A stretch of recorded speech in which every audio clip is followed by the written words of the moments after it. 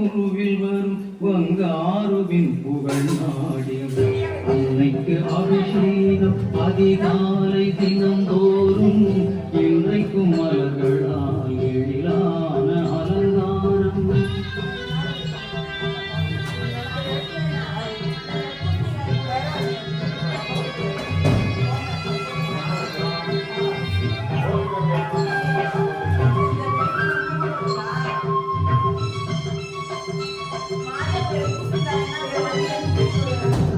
செந்தமிழ் மந்திரங்கள் செவி குளிர தினம் கேட்டு செங்கதிர் ஓடி வந்து தேவியின் பாதம் தொழும்.